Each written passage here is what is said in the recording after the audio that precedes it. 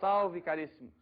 O tema da nossa aula de história hoje vai ser a respeito da Guerra Fria. A Guerra Fria foi um dos momentos mais marcantes e importantes do século XX.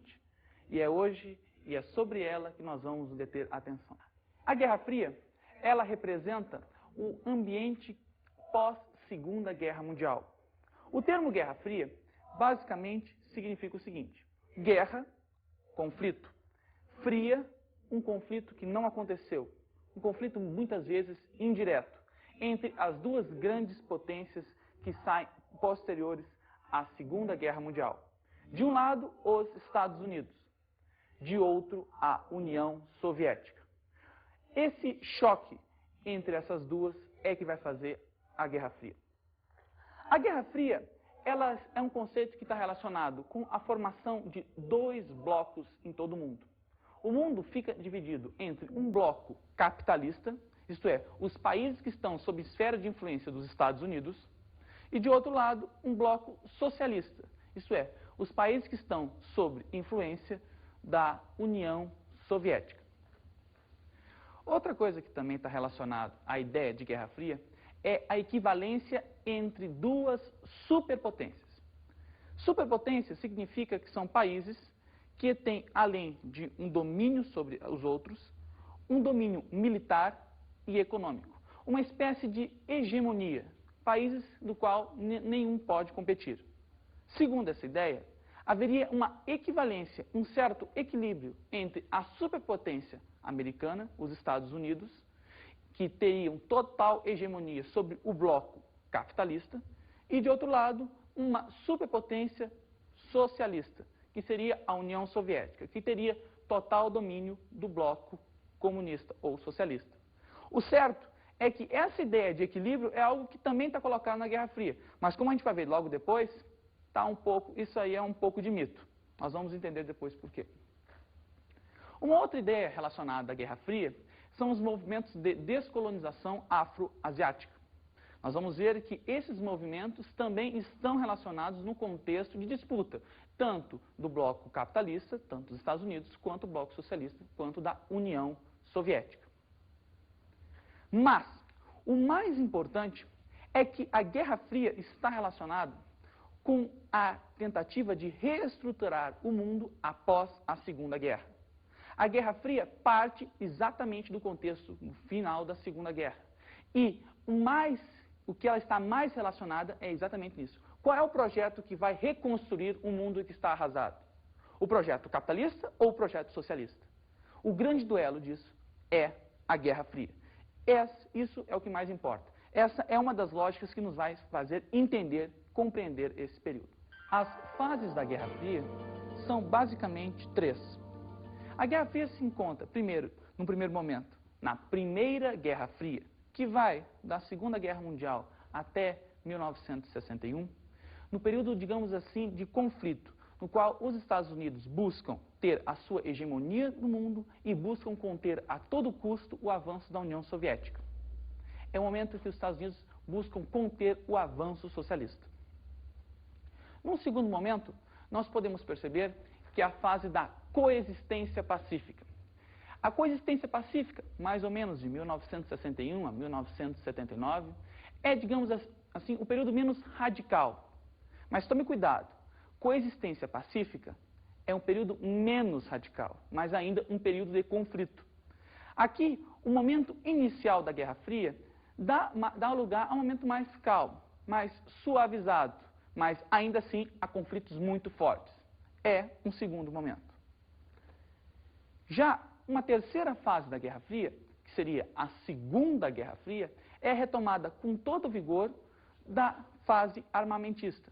Ela ocorre basicamente na década de 80. Tem relação dentro do contexto norte-americano.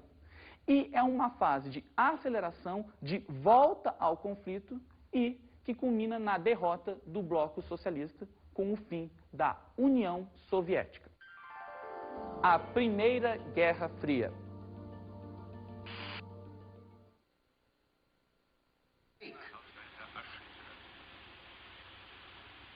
Very well. Tell me the mistake. A group of our bombers, each loaded with two 20-megaton bombs, is flying towards your country. We shall watch with great interest while you recall them. So far, we have been unable to recall them.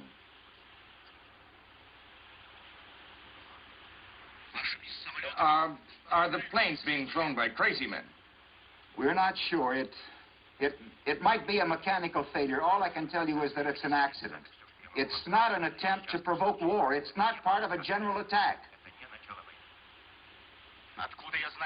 How do I know you do not have hundreds of other planes coming in so low our radar cannot pick them up? Because I hope to prove to you that it's an accident. That we take full responsibility, that we're doing everything we can to correct it. Go on. You must have seen that we sent fighter planes to shoot down the bombers. American fighters to shoot down American bombers? That is correct. And you gave that order? I did. How do I know the planes were not simply diving to a low altitude to escape our radar? Como podemos perceber, um momento de tensão. Um momento de tensão que marca essa primeira Guerra Fria. O seu surgimento se dá logo após a Segunda Guerra Mundial. O que está colocado em jogo é a reconstrução de um mundo no pós-guerra. Essa é a grande coisa. Afinal, esse mundo destruído, quem vai reconstruir? Uma ação capitalista ou uma ação socialista? Aí está o surgimento dessa fase. Outra coisa que nós podemos notar dessa fase é que ela possui uma lógica própria. De certo modo, podemos dizer que a lógica da Guerra Fria é a destruição de um sistema alternativo, a destruição do socialismo. Veja, a Europa não era socialista. Quem era a União Soviética. Mas esse socialismo, esse sistema, podia ter grande força numa Europa destruída, arrasada. É isso que nos interessa aqui. A lógica da Guerra Fria, de certo modo, uma lógica que vem desde a Revolução Russa, é a tentativa de destruir um outro sistema que não havia na Europa, que era o socialismo. Mas o sistema socialista da União Soviética tem que ser entendido num período posterior à Segunda Guerra Mundial.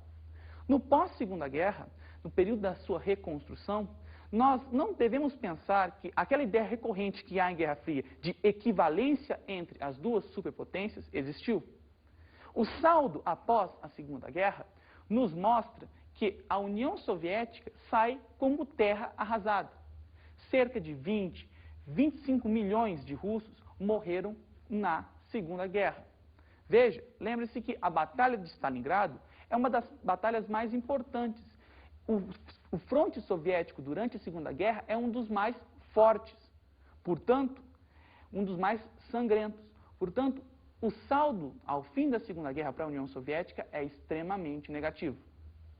Do contrário, os Estados Unidos saem da Segunda Guerra Mundial como a grande superpotência. Eles não têm problemas internos, isto é, nenhum ataque ocorreu dentro do seu território. O máximo foi o ataque à base militar de Pearl Harbor, mas não foi dentro do país mesmo dos Estados Unidos, dentro do continente. Os Estados Unidos saem também vitoriosos porque a Europa toda passa a ser devedora deles. Os Estados Unidos realizam grandes empréstimos. E, portanto, os seus concorrentes que antes existiam na Europa, lembre-se que antes da Segunda Guerra Mundial, a Alemanha era um grande país industrializado. Estão arrasados, estão acabados. Os Estados Unidos não encontram com rivais. Eles estão num nível superior a qualquer outro. Portanto, é importante, ao fim da Segunda Guerra, a ideia do equilíbrio entre as potências não existe. Na verdade, os Estados Unidos estão bem à frente. A União Soviética é terra arrasada. Ela não está conseguindo ter nenhum mínimo possível. Falta até mão de obra, falta até braços para ajudar na reconstrução dessa União Soviética. O famoso equilíbrio entre as duas superpotências na Guerra Fria não existe. Uma outra coisa interessante, portanto, para entender essa primeira fase da Guerra Fria, é o avanço dos Estados Unidos. Os Estados Unidos tentam bloquear esse mundo soviético de duas formas, através da doutrina Truman, através do Plano Marshall. A doutrina Truman prega que os Estados Unidos vão defender todas as nações que se considerem que queiram a liberdade, todas as nações que não queiram ser governadas por regimes ditatoriais. Um claro aviso que diz o seguinte: toda nação que não quiser entrar na área de influência da União Soviética vai ter o apoio dos Estados Unidos. Um outro fator é o Plano Marshall. O Plano Marshall vai nos mostrar que os Estados Unidos vão olhar para aquela Europa arrasada na Segunda Guerra e vão investir muito dinheiro lá. A ideia é reconstruir a Europa da Segunda Guerra aos moldes do capitalismo, para que aquela Europa não seja afetada pela influência do socialismo. Não deixar uma área abandonada, mas sim investir e deixar aquela área sob o domínio dos Estados Unidos. Os principais acontecimentos do período da Primeira Guerra Fria foram a formação da Organização do Tratado do Atlântico Norte, a OTAN, e Pacto de Varsóvia. A OTAN era a organização, uma aliança político-militar dos Estados Unidos e dos países da Europa capitalistas, que visava garantir a segurança desses países de qualquer eventual guerra, qualquer invasão socialista. De um lado, a resposta do bloco soviético foi o Pacto de Varsóvia, uma aliança político-militar dos países socialistas, evitando assim qualquer ataque ou mesmo invasão dos países capitalistas. A construção do Muro de Berlim foi um outro fato marcante nesse período. O muro representa Berlim numa cidade que está partida, sitiada, uma cidade dividida. De um lado, o capitalismo, do outro lado, o socialismo. Antes, essa cidade dividida, lembre-se, ao final da Segunda Guerra, a Alemanha é repartida entre os aliados. E Berlim é a cidade que fica uma esfera capitalista, uma parte dela capitalista e outra parte socialista. Muito bem, nessa cidade há uma tensão. Berlim capitalista recebe tantos investimentos que se torna um paraíso. As pessoas do lado soviético de Berlim começam a se mudar para lá. A União Soviética, os países socialistas, evitando um problema, constrói um muro para conter isso. Outro conflito muito forte nesse período foi a Guerra da Coreia.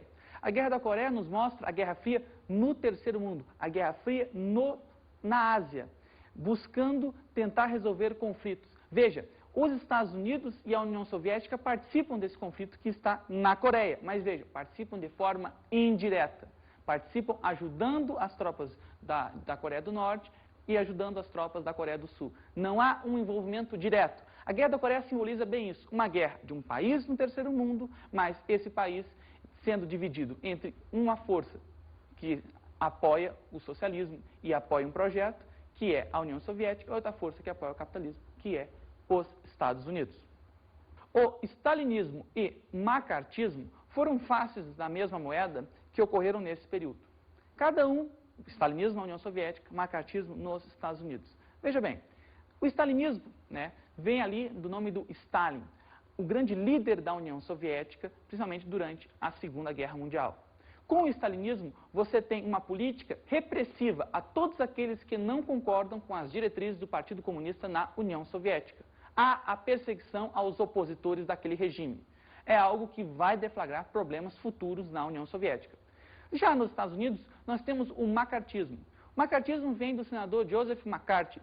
O senador Joseph McCarthy elabora uma teoria de caça às bruxas. Isto é, há comunistas, o inimigo é o comunismo, portanto, há comunistas dentro dos Estados Unidos. Devemos caçar tais comunistas. O macartismo é isso, a caça às bruxas, a caça aos comunistas dentro dos Estados Unidos, sendo presos, muitos deles perdendo direito, tendo que se exilar. Foi um grande ambiente de procura de caça. Ambos foram marcantes na história daqueles dois países. Um outro fator é a Conferência de Bandung. A Conferência de Bandung foi o alinhamento dos países do Terceiro Mundo em busca de uma posição. Isto é, num primeiro momento você tinha o bloco capitalista e depois o bloco socialista. Mas a Conferência de Bandung reuniu os principais países, principalmente países africanos, na formação de uma terceira linha, a linha do Terceiro Mundo, nem capitalista, nem socialista. O mundo que tinha suas dificuldades, que queria se libertar, queria se descolonizar, no caso, da África, e que marca. A expressão Terceiro Mundo vem da Conferência de Bandung. a formação dos países do terceiro mundo. Um outro fator interessante é a Revolução Cubana. A Revolução Cubana mostra a Guerra Fria na América Latina.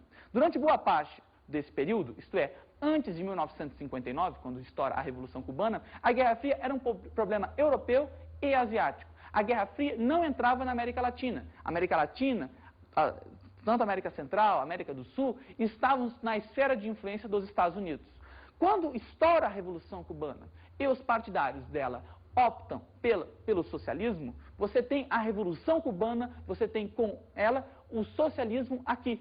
O inimigo está no quintal, é necessário cuidar. Lembre-se, a Revolução Cubana estoura em 59. Não é à toa que na década de 60 e 70 ocorre o período das ditaduras militares aqui na América Latina. A crise dos mísseis é, de certo modo, uma consequência da Revolução Cubana. Eu explico. Cuba, ao se tornar socialista, agrada extremamente a União Soviética. Veja, ao lado, a poucos quilômetros dos Estados Unidos, um país socialista. O capitalismo não é tudo isso assim. A União Soviética faz, de forma secreta, uma aliança com Cuba da seguinte forma. Transfere para lá bases, mísseis, a fim de que fosse uma ponte, um local para qualquer eventual ataque nuclear que houvesse ali. Os Estados Unidos ficam sabendo disso. É a tal da crise dos mísseis. Os Estados Unidos dão um ultimato à União Soviética. Ou retiram os mísseis, ou a guerra nuclear começa. Há 2, 3 dias de profunda tensão entre o presidente dos Estados Unidos, o Kennedy, e o presidente, o chefe da União Soviética, o Khrushchev. Dessa profunda tensão se há um acordo. E, no fim das contas, a União Soviética retira aqueles mísseis e os Estados Unidos ficam a salvo de uma base militar soviética tão próxima do seu território. Bem, esses são os principais acontecimentos deste período, o período da Primeira Guerra Fria.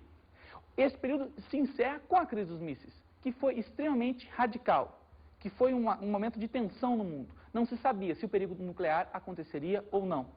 O período seguinte é, de certo modo, um certo alívio. Ele não é tão radical assim.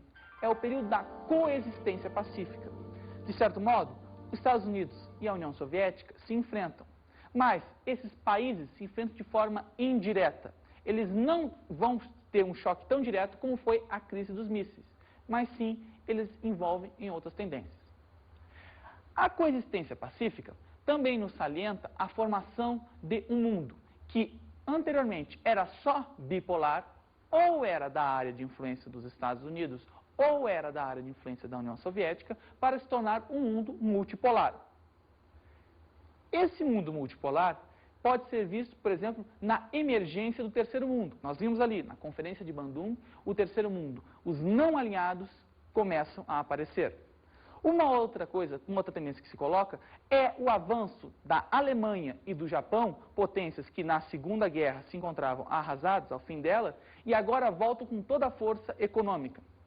Uma outra questão é a Rússia, ou melhor, a União Soviética, cada vez mais isolada. O stalinismo foi um grande mal que provocou esse isolamento tão forte. Houve o rompimento, por exemplo, das relações entre a União Soviética e a China. E algo interessante de perceber é a relação da China, que cada vez mais encontra se aproximando com os Estados Unidos. A política americana de tentar se aproximar da China, quebrando, digamos assim, a aliança socialista, marca esse período, que ao invés de ser bipolar, podemos colocar como multipolar. Há várias forças agora colocadas aí. Os principais acontecimentos do período da coexistência pacífica são a corrida espacial. União Soviética e Estados Unidos entram em confronto. Afinal, quem vai ser o primeiro a colocar o homem fora do espaço? A União Soviética sai na frente.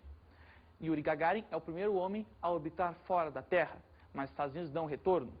Os astronautas americanos chegam até a Lua. A corrida espacial é uma corrida tecnológica que envolve essa disputa, a rivalidade. Quem é mais eficiente, capitalismo ou socialismo? Um outro fator do período, marcante, principalmente na realidade americana, foi a Guerra do Vietnã. Uma guerra que ocorre no Vietnã, lá no sudoeste asiático, que tem como participação entra a participação americana e que é marcante nesse período. A Guerra do Vietnã foi um dos símbolos da década de 60. Ela inicia em 64 e só termina em 74. E a Guerra do Vietnã mostra essa geração que, apesar da coexistência pacífica, entra em guerra. Mas veja, é uma guerra indireta. Os Estados Unidos apoiam o lado, digamos assim, mais capitalista do Vietnã, enquanto a União Soviética apoia o lado mais socialista. Não há um confronto direto. A Guerra do Vietnã, assim como na Coreia, mostra bastante isso. Um outro fator que se coloca é o ano de 1968. O ano de 1968 foi o ano da contestação em todo o mundo, seja no bloco capitalista, como a Revolta dos Jovens de Paris, seja no bloco socialista, como a Primavera de Praga. Há uma contestação desse sistema, há uma negativa desse clima de guerra. É a época do paz e amor, é a época do movimento hippie, a época de um mundo que se recusa a esse ambiente de disputa, de guerra. Um outro fator também que está associado a esse período é a crise do petróleo de 1973, uma das crises mais marcantes do capitalismo. A crise do petróleo, o aumento do preço do petróleo vai incidir diretamente no crescimento de Alemanha, de Japão, países que estavam se afirmando como potências. A crise do petróleo afeta tudo, inclusive no Brasil. Lembre-se, o milagre brasileiro do tempo da ditadura militar é afetado com a crise do petróleo. Um outro exemplo desse período é a Guerra de Angola. Angola, um país português, um país, aliás, de domínio português, entra num processo de independência. Esse processo de independência, no ambiente africano, no clima da descolonização afroasiática, é marcado por tropas, por apoio norte-americano e apoio da União Soviética. Mais uma vez, uma guerra no qual Estados Unidos e União Soviética participam, mas ajudando, auxiliando de forma indireta o conflito. O último acontecimento marcante desse período é a invasão do Afeganistão pela União Soviética. De certo modo, a invasão do Afeganistão pela União Soviética marca aquilo que vai ser o Vietnã soviético. Da mesma forma que os Estados Unidos tentaram ganhar a Guerra do Vietnã e perderam, agora nós temos a União Soviética, que tenta conquistar o Afeganistão, buscando acessos a mares quentes. Veja, a União Soviética tem um litoral muito grande, mas ele fica muito próximo ao polo, perigo de icebergs, perigo de geleiras. O acesso ao Afeganistão seria útil para conquistar mares que não têm esse problema. Mas são 10 anos de luta muito intensa que, no fim das contas, não redundam em mudanças. A Segunda Guerra Fria corresponde à fase final desse período que nós estamos vendo. Ela tem seu início num contexto dos Estados Unidos. Com a eleição do republicano Ronald Reagan, nós temos uma retomada da Guerra Fria de uma forma muito forte. Os Estados Unidos vão tentar retomá-la e vão tentar destruir a influência socialista. Essa destruição vai ocorrer, por exemplo, com a retomada do processo nos chamados conflitos de baixa intensidade. Os conflitos de baixa intensidade são uma espécie de arma para deter com o avanço socialista em outras regiões. Isto é, a Guerra do Vietnã foi uma grande lição nisso. Os Estados Unidos agora não iriam mandar tropas em auxílio aos vietnamitas, por exemplo, como ocorreu naquele momento. Não. Os Estados Unidos agora iam financiar milícias internas e de oposição aos países socialistas. Vamos pegar o caso, por exemplo, do Afeganistão. Quando a União Soviética invade o Afeganistão, os Estados Unidos não mandam tropas lá para ajudar aquele país. Na verdade, eles financiam, treinam milícias oposicionistas lá dentro do Afeganistão que impedem a entrada da União Soviética. Um outro tópico, além dos conflitos de baixa intensidade desse período, é o projeto Guerra nas Estrelas. O projeto Guerra nas Estrelas é quase que uma obra faraônica dos Estados Unidos de então. Qual era a ideia? A ideia era fazer com que os Estados Unidos possuíssem uma proteção, uma espécie de escudo antimísseis, amparados desde bases terrestres até a utilização de satélites. Daí o nome, Guerra nas Estrelas. Envolveria até uma proteção estratosférica, uma proteção no espaço para evitar um combate, um conflito, um confronto com a União Soviética. Assim, os Estados Unidos estariam protegidos de qualquer ataque militar. Mas o projeto, o custo do Guerra nas Estrelas foi algo tão alto que nem os Estados Unidos teriam condições de financiá-lo. Assim, foi um projeto que não saiu do papel. Eu vou cantar um pouquinho falando da perestroika. Eu vim da Rua da Moca e é longe daqui pra lá. Você poderia falar para mim o que é a perestroika? A perestroika, algo da Rússia, né? Perestroika foi lá na Rússia? Perestroika? Sim. Sabe falar? Não, Sabe? não sei. Na época do Mussolini, alguma coisa assim. Mussolini foi na Itália, mas tudo bem, pode ser do... Perestroika, cara, é embaçado aí. Embaçado. Plano econômico, alguma coisa assim. É português, né? Não, é russo, né? Ah, foi mal. E você? Está familiarizado com a perestroika? Bem, a perestroika e a glasnost são duas palavras russas. A primeira significa abertura econômica. A segunda, abertura política. Todos os acontecimentos da Segunda Guerra Fria incidem, refletem diretamente no que acontece na União Soviética. Na verdade, a União Soviética tenta dar uma resposta. No início, tenta acompanhar as inovações tecnológicas, tais como o projeto Guerra nas Estrelas. A União Soviética se encontra num tal grau de degeneração que não consegue acompanhar. Com a subida ao poder de Mikhail Gorbachev, o dirigente da União Soviética de então, se lançam duas grandes reformas. A perestroika seria a abertura econômica. A União Soviética tentaria abrir um pouco de seu mercado, flexibilizar um pouco mais para tentar a melhoria da economia. Já a glasnost seria a abertura política, tentando fazer com que aquela burocracia do Partido Comunista que tanto brecava aqueles movimentos, movimentos internos da União Soviética, saísse. É uma medida de flexibilização da política de então. Só que ambas as medidas, elas, de certo modo, falham.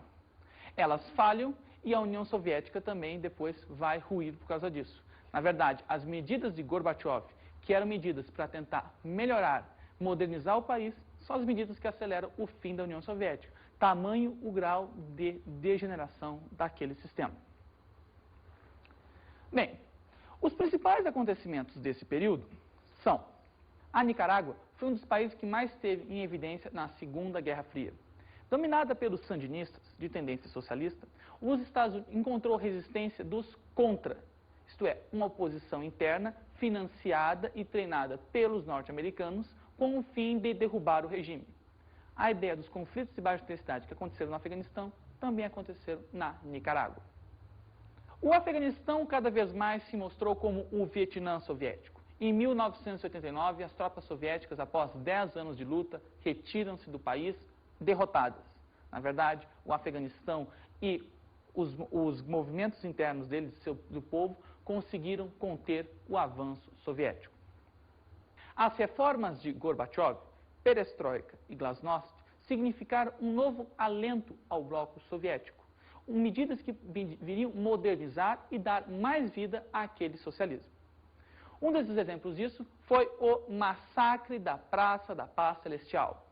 Gorbachev visita a China lá comandada por Deng Xiaoping. A sua visita, com as suas reformas, mobiliza os jovens chineses em Pequim, na Praça da Paz Celestial, por mudanças que melhorem o país. Durante a visita de Gorbachev, sem problemas, eles manifestaram. Mas logo após sua saída, o Deng Xiaoping, líder chinês, mobiliza uma grande repressão, que é o massacre de Tiananmen, o massacre da Praça Celestial, dizendo que as reformas de Gorbachev não iriam acontecer na China. O último tópico é o colapso do bloco socialista, a queda do Muro de Berlim.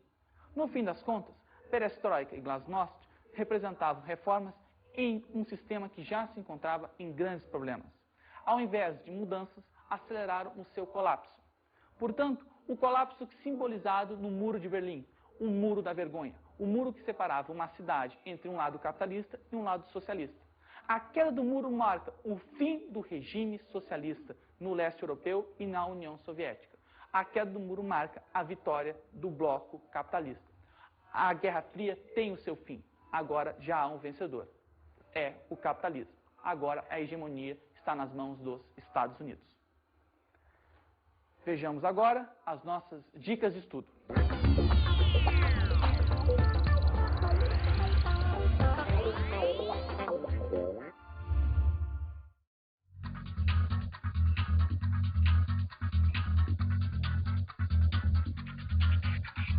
Gente, nas dicas de estudo de hoje, umas recomendaçõezinhas básicas. Primeiro, veja que o período da Guerra Fria, que vem da Segunda Guerra até os dias de hoje, é repleto de acontecimentos.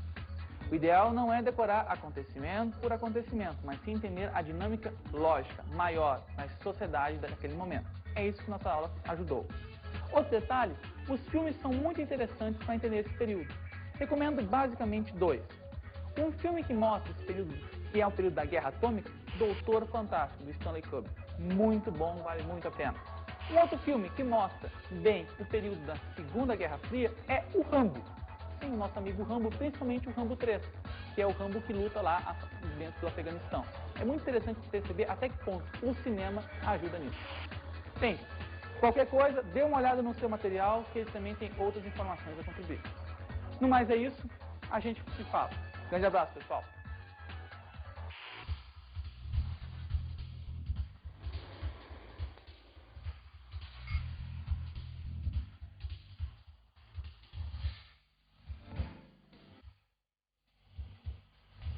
Na aula de hoje estudamos a Guerra Fria. Falamos sobre a primeira fase da Guerra Fria. A Primeira Guerra Fria corresponde à fase inicial desse conflito. Nessa fase, o que está em jogo é a reestruturação do mundo após a Segunda Guerra Mundial. Evitar o avanço do socialismo em países que antes não eram, por exemplo, a Europa. Vimos o período de coexistência pacífica. A coexistência pacífica é o segundo período da Guerra Fria. É o período menos radical, mas lembre-se, não é um período pacífico. É o período no qual nós temos a corrida espacial, nós temos a Guerra do Vietnã. E aprendemos sobre a Segunda Guerra Fria. A Segunda Guerra Fria corresponde ao período final deste conflito. Nesse período você tem os Estados Unidos acelerando de forma muito forte, é o avanço conservador dos Estados Unidos. A União Soviética tenta reagir, mas acaba não conseguindo e ruindo. É o período final da Guerra Fria, é quando os Estados Unidos acabam vencendo o conflito ideológico. Bons estudos!